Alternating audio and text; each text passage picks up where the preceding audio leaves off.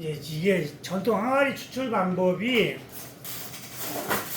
아주 오래된 전통인데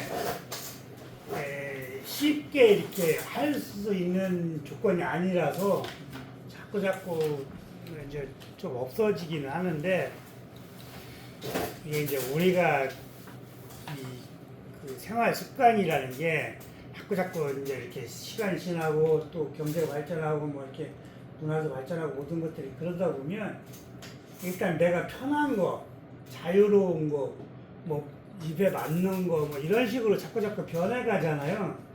그래서 따지고 보면 조금 힘들고 귀찮더라도 정성 많이 들어가고 뭐 이런 것들이 이제 우리 몸에 좋다고 생각을 하는데, 자꾸 이제 우리는 편하고 간단하고 뭐 내가 직접 안 만들고 누가 만들어주고 그냥 차라리 돈 주고 사 먹자 뭐 이런 문화로 발전하다 보니까 좋은 그런 방법이나 제도 뭐 이런 것들이 사라지는 것 같아요. 제가 이 전통 항아리 추출법을 실현하기 위해서 여러 번 실패를 했어요.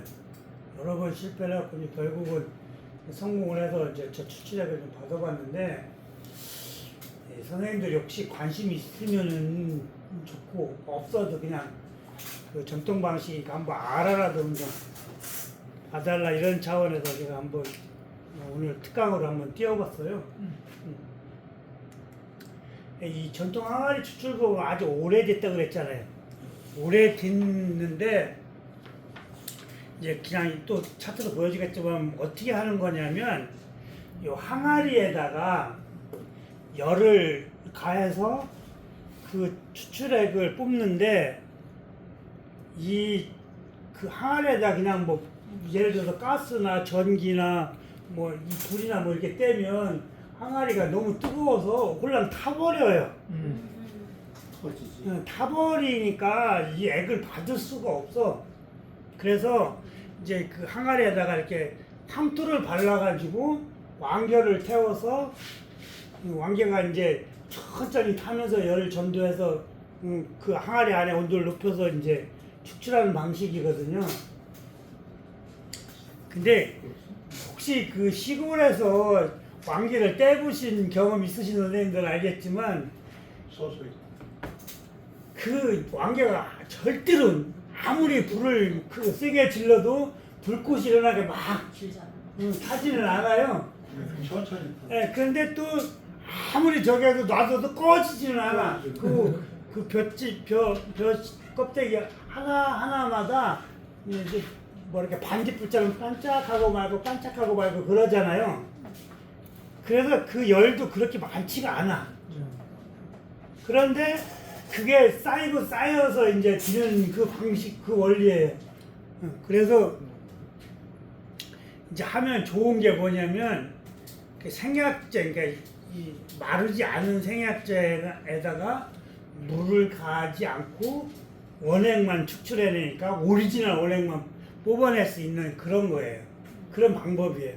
그래서 한번 제가 지금 설명을 드리고, 저 한번 봐갖고는 잘 모르겠다 그러면 여기 현장이 있으니까 하시고 싶은 분들은 제가 도와드릴 수 있어요. 그러니까 보통 왕겨가 한 5일에서 6일 정도 타요. 근데 다 탔다고 그래서 금방에 꺼낼 수가 없어, 뜨거워서. 그래서 하루 정도는 더 식혀서 해야 되고, 이렇게 하면서 이제 일종의 발효가 되고 제독작용을 해요. 그러니까 독성을 제거한다는 그런 뜻이에요. 그래서 이게 발효가 된다는 거는 우리가 약성을 훨씬 더 끌어올리고 흡수율을 높인다 그런 뜻이잖아요. 그러니까 얘가 어떻게 보면 가장 이상적인 그 약용식물 유효성분을 추출할 수 있는 방법이야. 거기다가 그냥 우리가 달여서 먹는 것보다 훨씬 흡수가 잘 될 그런 거지.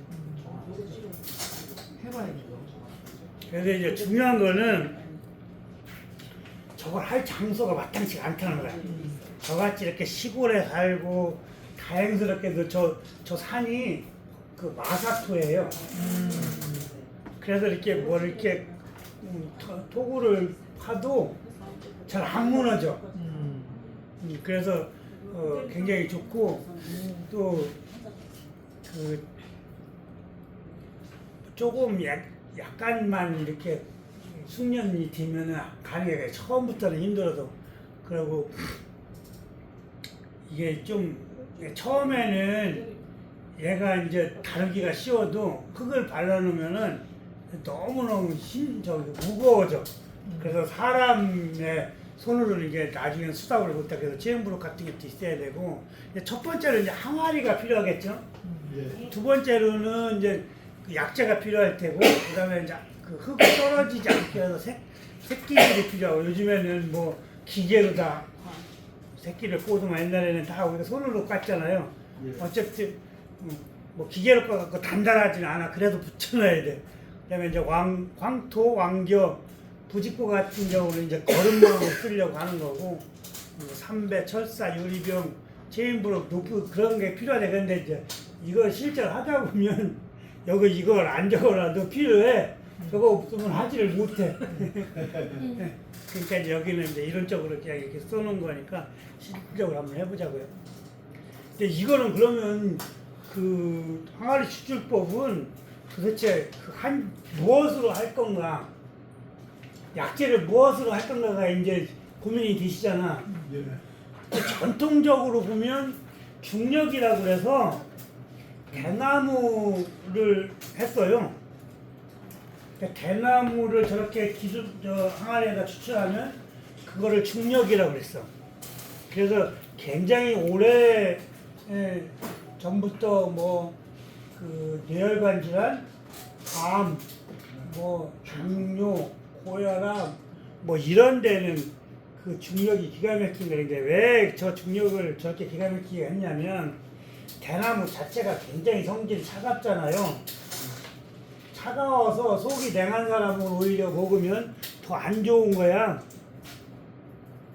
그래서 그 이제 좀 중화를 시키거나 좀 따뜻하게 하면 훨씬 더 그 흡수 이용률이 좋고, 차가운 사람들도 따뜻하게 들어가면 좋은데 그거를 이제 만들기 위해서 중력을 썼던 거야. 그런데 대나무 중력을 만드는 방법이 저렇게 하는 방법도 있고, 어떤 사람들은 이렇게 대나무 이렇게 뽀개 갖고 그 중간에다가 이렇게 불 떼 가지고 추출하는 방법도 있어요. 그런데 그거는 뭐 아주 간단하기는 하지만 저렇게 발효되는 상황은 아니야.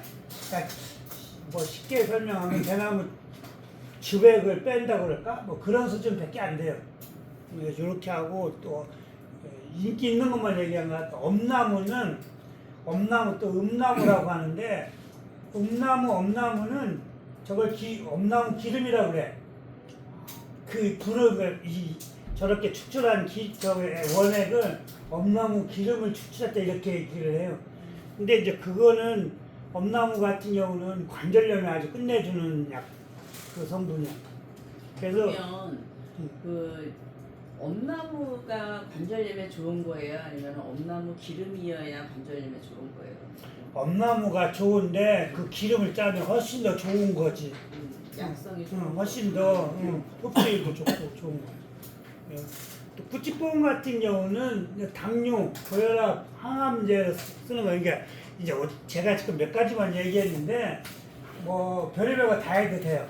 제가 이걸 하다 보니까 어떤 분은 이렇게 친정 아버지가 이렇게 늙은 호박을 저렇게 해주셨다고 하시는 분도 계시고, 또 어떤 분은 뭐 뱀 있잖아요. 뱀을 저렇게 상상하기도 징그러워요? 인내명산이? 뭐 그렇게 했다고 하는 사람들. 그런데 이제 어떤 사람은 또 올갱이를 또 그렇게 한다는 사람들. 그런데 사실은 우리가 그 수분이 마르지 않는 약재들은 다 가능해요. 수분 있는 약재들은.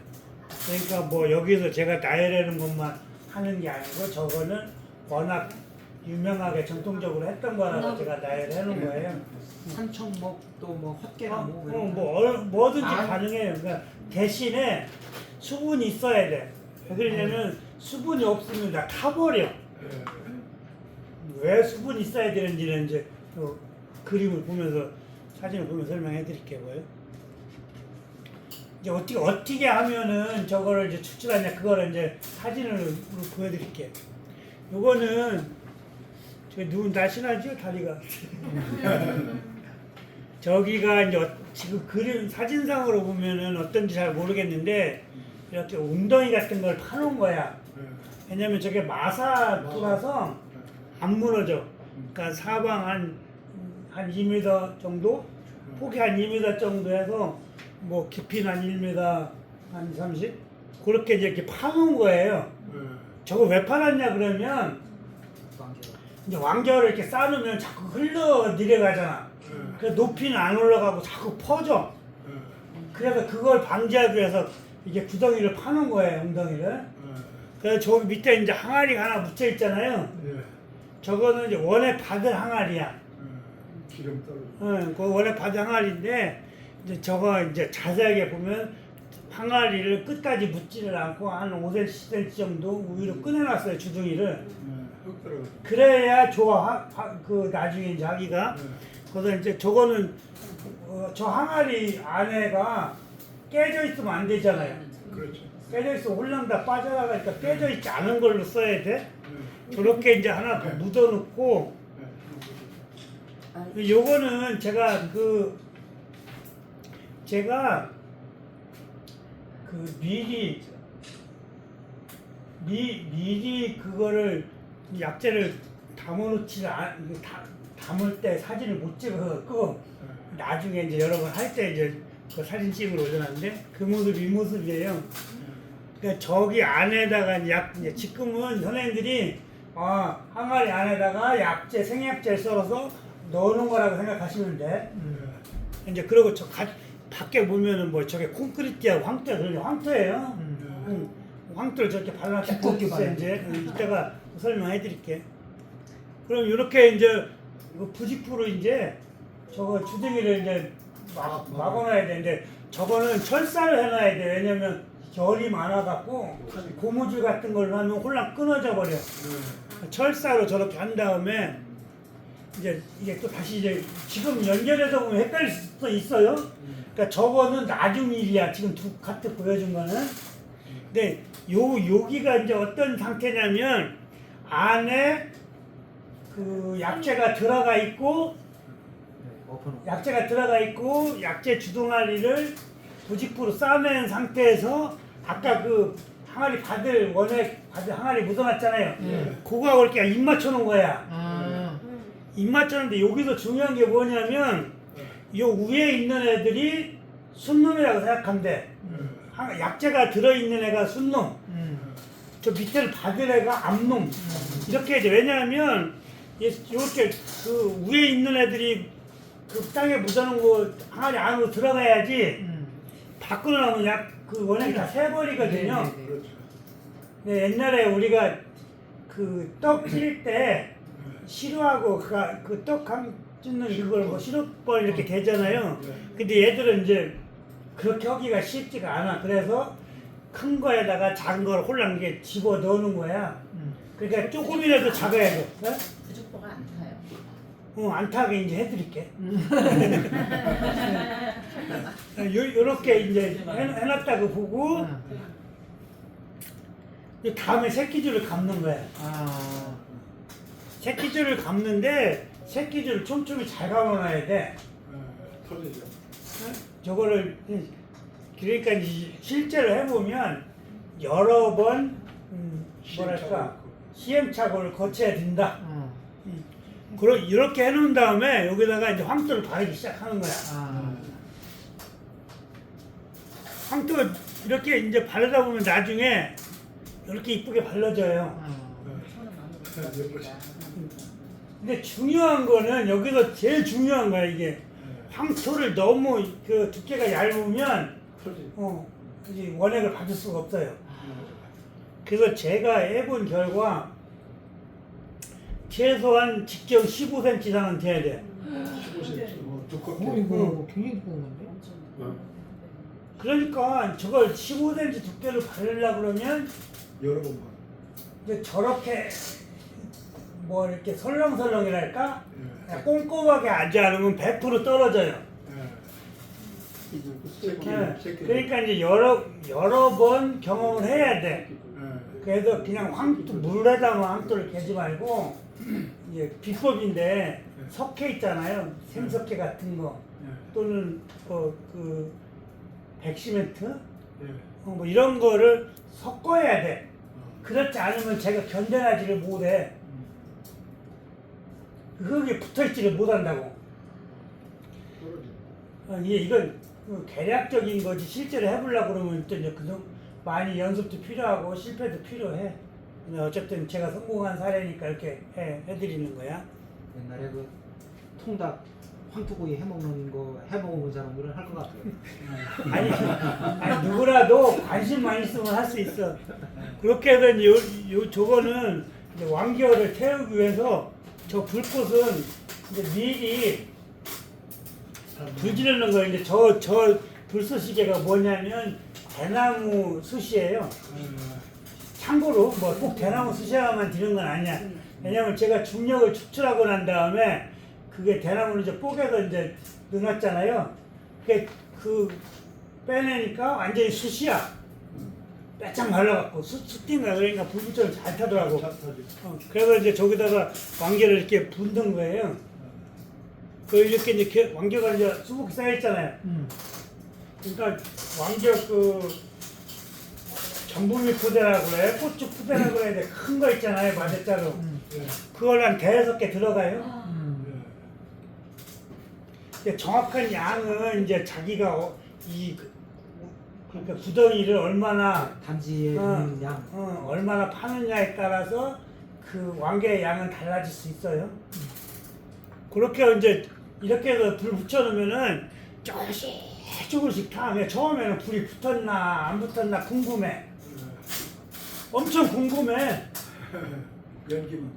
그런데 연기도 안 나오고 뭐 그러면은 이제 실제로 붙었나 안 붙었나 보려고 이렇게 손으로 왕개를 이렇게 왕개 속을 이렇게 박아갖고 좀 기다려봐. 열기가 있으면 저 밑에서 타고 있는 거야. 열기가 없으면 꺼진 거야. 그러니까 처음에 불 붙일 때 뭐 왕개를 확 붓지 말고 붙일 때 그 왕개를 조금씩 한 주먹씩 올려놓으면 금방에 타잖아. 새까맣게 되잖아. 그러니까 불이 꺼지지 않을 만큼 몇 주먹을 넣어서 이 왕개 제가 이렇게 하얗게 아니 까맣게 되잖아요. 그러면은 이제 그 후에는 왕개를 아무리 많이 퍼도 이제 죽었다 깨도 안 죽어. 불이 안 죽어. 처음에 뭐 불 펴놓고 그냥 왕개를 확 퍼버리면 꺼질 수 있어요. 산소. 산소가 없어서. 그래서 어쨌든 불 피는 것도 좀 신경 써서 펴야 돼. 그렇게 해서 왕개를 채워놓고 이렇게 하면은 이제 저 하얀 왕개가 안 타고 있는 거는 항아리 위에 있는 거예요. 항아리 위에는 잘 안 타냐면 처음에는 다 탈 것 같지만 저게 왕개가 타면서 조금씩 무너져서 무너져서 이제 쟤네들까지 여기 불이 안 가. 그래서 이제 저거를 이제 다 탔다고 보는데 이때는 못 건드려. 다 탔다고 건드리다가는 화상 입을 수 있어요. 그러니까 보기에는 다 탄 것처럼 보이지만 실제로는 열이 엄청나게 많이 있어요. 요게 다 탄 상태야. 그러니까 저 채가 저렇게 하얀해야 돼. 까만하면 안 돼. 저렇게 하얀할 때도 이제 만져봐야 돼. 저 항아리에 들어있는 항아리에 쌓아놓은 그 황토를 이렇게 만져봐야 돼. 저 황토가 너무 뜨거우면 이게 그냥 수납하기 힘들어요. 그래서 이 정도는 이제 할 수 있다. 그럴 때 이렇게 이제 저 밑에 도프를 이렇게 감아가지고 손으로 이렇게 감아서 체인브록으로 감아 올리는 거예요. 그러니까 아까 제가 말씀드렸잖아. 처음에 단지에다가 약재 넣고 항아리에다 이렇게 엎어놓을 때는 입 맞출 때는 사람 손으로 가능해요. 그러니까 남자라면 가능해. 그때까지는 안 먹어. 그런데 저렇게 황토를 발라놓고 난 다음에는 이제 들을 수가 없어. 사람이 워낙 무거워서. 그래서 체인브록 걸어갖고 이제 들어 올려야 돼. 그래서 살살 들어올리면 이제 분리가 되는 거잖아요. 예. 근데 아까 부직포 이렇게 할 때 그 약재 넣은 위에 항아리에다만 부직포를 넣은 것만 보이잖아요. 네. 근데 실제로는 저 밑에 항아리도 부직포 하나 이렇게 해놓은 거야. 그러니까 밑에도 부직포를 해놓고 위에도 부직포를 해놓고 혹시 뭐 부직포가 타버리거나 찢어지거나 문제가 생길 때는 저 항아리 밑에 이게 이물질이 들어가잖아요. 그래서 이중으로 그렇게 해놓은 거예요. 혹시 저 밑에 네. 좀 물처럼 보이시죠? 많이 나왔네. 예. 그러니까 많이 나온 게 아니라 한 500ml에서 많이 나온 약재는 한 1리터 정도 나와요.